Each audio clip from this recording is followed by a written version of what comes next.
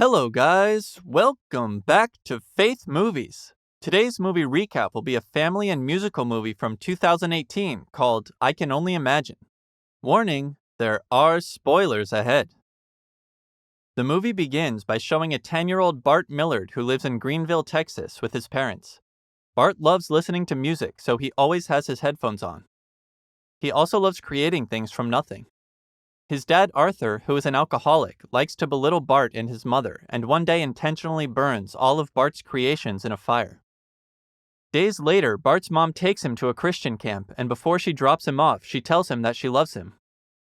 The two part, and as Bart is walking in, he meets another camper, Shannon, who befriends him. On the first day of camp, Bart knocks over Shannon's journal and exposes a drawing that says, "Shannon loves Bart Millard," causing him to blush. Shannon asks him about the journal the night after under a fireworks show and says that maybe someday they'll fall in love and get married. Bart comes home from camp to see a moving truck in front of the house and finds out that his mom is moving away. He chases the truck down the road, screaming for her not to leave.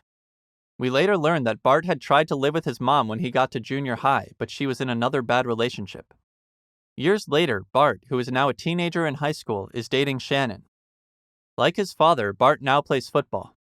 During one of his practices, he breaks his ankle and is taken to the hospital where his dad informs him that the doctor said he could never play again. Not long after this incident, Bart is discovered by the music director while singing a song. She immediately casts him as the lead in Oklahoma without his permission. Bart tells her he won't do it, but she convinces him to try.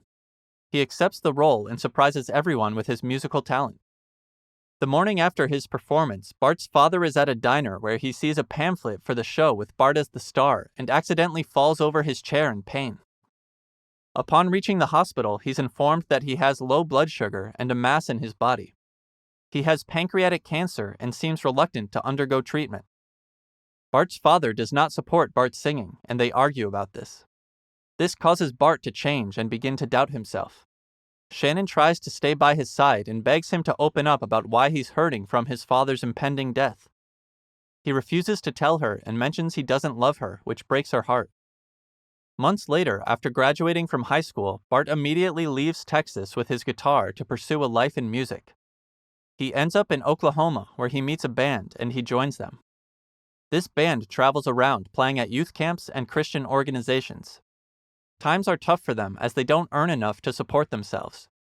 During one of their performances, they catch the attention of Scott Brickle, a producer.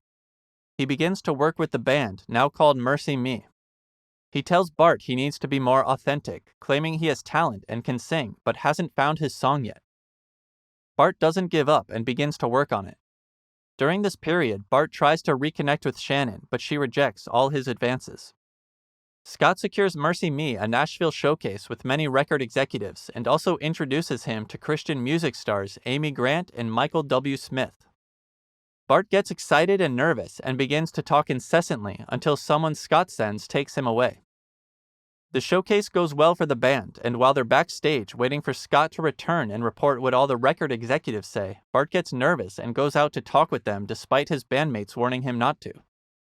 He sees Scott speaking with the executives, trying to convince them, but Bart insists the executives tell him what they think. They all tell him the same thing, noting that he isn't ready or good enough. This news breaks Bart's heart. He takes it seriously and quits, recalling how his father usually berated him. This upsets his band, but Scott convinces him not to make that decision. Bart tells him about his father and how he hurt him.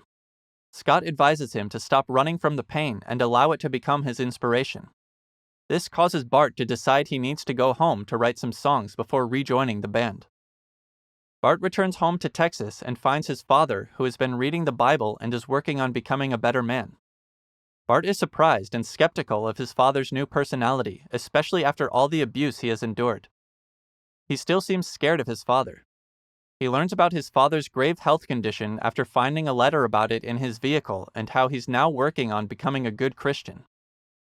His father apologizes for all the pain he has caused, and Bart forgives him, seeing the effort his father is putting into becoming a better person.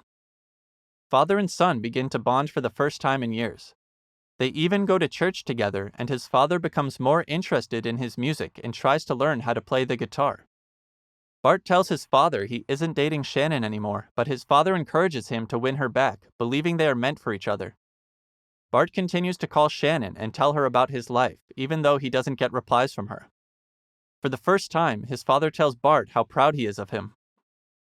A few months later, Bart's father passes away, leaving him some money to chase his dreams and urging him to seize the opportunity. After the funeral, Bart's band comes back for him, and they head to Mexico. While on the tour bus, he is struck by inspiration and looks in his journal to find the words, "I can only imagine," written on almost every page. This sparks an idea, and in his pain, he starts writing the lyrics to what will later be the song, "I Can Only Imagine." He sends the song to Scott, who gets excited about it and can't stop listening to it. He plays the song for Amy Grant, who loves it so much that she wants to debut it on her new tour and album. Amy calls Bart, but he initially thinks it's a prank. When his bandmates tell him it's real, he tries calling her back, but she calls back instead, and they meet up. They discuss the music, which Bart says he wrote in 10 minutes. Amy tells him it took a lifetime to write the song and says she couldn't stop listening, claiming the song is a career maker, and asks if he wants the song out there. Bart opens up, telling her about his dad and how he was transformed by God from a man he hated to a man he wanted to be like and loved, something he had no idea God could do. He says he wants as many people as possible to hear the song, and she can make that happen. Bart calls Shannon and tells her about the song he had just written. He then apologizes for hurting her, which leads her to forgive him. Amy and Bart begin to organize a concert where Amy is to sing the song for the first time. On the day of the concert, Amy is too moved by the sentiment of the song and can't sing it, so she invites Bart up on stage. Bart dedicates the song to his father and begins to sing the song with Shannon in the crowd.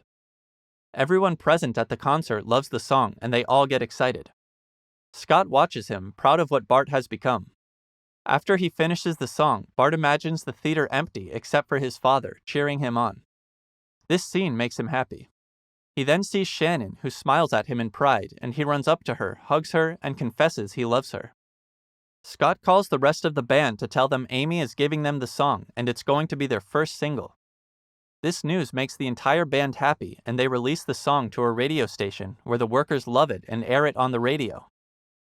The song goes viral and changes people's lives. I Can Only Imagine by Mercy Me became the first Christian song in America to reach first place on charts worldwide. At the end of the movie, we learn Scott Brickell still manages the band, and Bart grows closer to his mom. The song has also gone triple platinum, and the band has since had 21 hit songs. The band is also one of the biggest Christian bands of all time. Thanks for watching. Don't forget to give a thumbs up and subscribe. Your support is appreciated. Remember, Jesus loves you. Have a blessed day, and see you next time.